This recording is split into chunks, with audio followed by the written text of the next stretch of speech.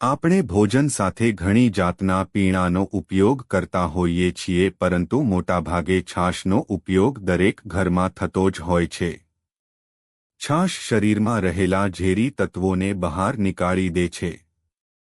ગરમીમાં તો છાશ અમૃત જેવું કાર્ય કરે છે. છાશ એક એવું પીણું છે જે શરીરને શક્તિ પ્રદાન કરે છે અને રોગપ્રતિકારક શક્તિમાં પણ વધારો કરે છે. સારું પીણું શરીરને ઊર્જા આપવાની સાથે શરીરમાં રોગપ્રતિકાર શક્તિમાં પણ વધારો છે. પરંતુ દરેક વસ્તુ માટે યોગ્ય સમય અને કેટલીક બાબતોનું ધ્યાન રાખીએ તો તે વસ્તુઓ ક્યારેય આડઅસર કરતી નથી. દરરોજ સવારના નાસ્તા અને બપોરના ભોજન પછી છાશ પીવાથી શક્તિ વધે છે અને વાળ સંબંધી રોગો પણ દૂર થાય છે અને કસ્મયે વાળ સફેદ થવાની સમસ્યા પણ દૂર થાય છે. ગાયના દૂધમાંથી બનાવેલી છાશ સૌથી વધુ ગુણકારી માનવામાં આવે છે. છાશ પીવાથી રોગો આપણી આસપાસ પણ નથી ભટકતા અને કેટલાક એવા રોગો જ દૂર થાય છે તે ફરી ક્યારેય થતા નથી. પેટના રોગો માટે તો છાશ આશીર્વાદ સમાન છે. પેટની સમસ્યા, અપચો, કબજિયાત જેવી સમસ્યામાં તો દિવસમાં 3 થી 4 વાર છાશ પીવી જોઈએ. છાશમાં ઘી ન હોવું જોઈએ. જમતી વખતે તાજી છાશ વધુ ગુણકારી હોય છે. છાશ પીવાથી શરીરને ઠંડક મળે છે અને એટલે જ ઉનાળામાં લોકો છાશ પીતા હોય છે. છાશ આપણા વાળ અને આંખો માટે પણ અત્યંત લાભકારી હોય છે. છાશ પીવાની અનેક રોગોનો નાશ થાય છે, પરંતુ છાશ ખાટી ન હોવી જોઈએ, નહીંતર તેની આડઅસર પણ થઈ શકે છે. પેટના રોગો માટે તો છાશ આશીર્વાદ સમાન છે. પેટની સમસ્યા, અપચો, કબજિયાત જેવી સમસ્યામાં તો દિવસમાં 3 થી 4 વાર છાશ પીવી જોઈએ. ભોજન સાથે છાશ લેવાથી ભોજન સરળતાથી પચી જાય છે અને શરીરને વધુ પોષણ મળે છે.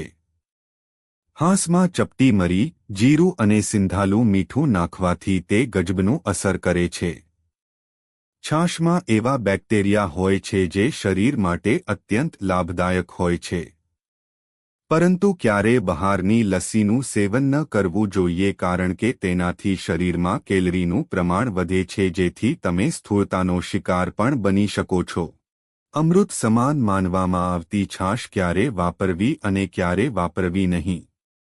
આપણે ત્યાં છાશ ઠંડી છે એવું સમજવાથી ઉનાળામાં વિશેષ વપરાય છે. જ્યારે મહર્ષિ વાઘભટ્ટે જણાવ્યું છે કે ઉષ્ણકાલ તક્ર ન એવં અધ્યાત. ઉનાળામાં છાશ વાપરવી નહીં અથવા ઓછી વાપરવી. આ ઉપરાંત અલ્સર, ચાંદા, મૂર્છા અને હાથપગમાં દાહ અને રક્તસ્રાવજન્ય રોગોથી પીડાતા દર્દીઓએ છાશ વાપરવી નહીં. છાશ અને દહીંના ગુણો લગભગ સરખા છે. ફેર માત્ર એટલો છે કે દહીં અભિસંધી છે. અભિસંધી એક ખાસ પ્રકારની ચિકાશ છે. આનાથી સ્ત્રોતોરોધ થાય છે. શ્વાસમાર્ગમાં સ્ત્રોતોરોધ થવાથી ઉધરસ, શ્વાસરોગ થઈ શકે છે. પિત્ત પ્રકૃતિવાળાએ ખાટી હોય નહીં તેવી મોળી છાશ વાપરવી. ઉનાળામાં છાશમાં સાકર, ધાણા જીરું, સંધિવ ઉમેરી થોડી વાપરવી શકાય. સખત ગરમીના દિવસોમાં તકમરિયા ગુલાબનું શરબત ઉમેરી પીવાથી શાંતિ અનુભવાય છે.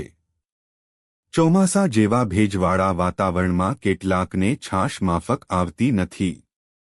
શરદી ઉધરસ થઈ જાય છે.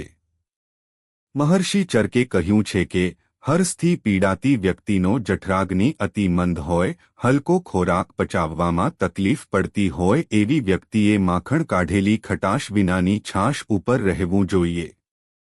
4-6 દિવસ ફક્ત છાશ અને ઔષધો લેવા, પછી હલકો ખોરાક અને ઔષધો ચાલુ રાખવાથી હરસ કાયમ માટે મટે છે. ફરી થતા નથી. અજીર્ણના ઝાડામાં છાશ સાથે 3 ગ્રામ સૂંઠ સવાર સાંજ લેવી. અનાજ વાપરવાનું બંધ કરવું, આરામ કરવો. ઝાડા આ સાદા સરળ ઉપાયથી બંધ થશે. આજથી 50 વર્ષ પહેલા કષ્ટસાધ્ય સંગ્રહણી રોગના દર્દીને 3 માસ કે વધારે વખત ફક્ત છાશ પર રાખવામાં આવતા હતા. જાતિફ્લાદીચૂર્ણ અને ગ્રહણિક પાટ્રસ આપવામાં આવતો હતો. સરસ પરિણામ મળતા હતા. નબળા પાચનથી થતા રોગોમાં છાશ આહાર અને ઔષધ બંને તરીકે કામ કરે છે.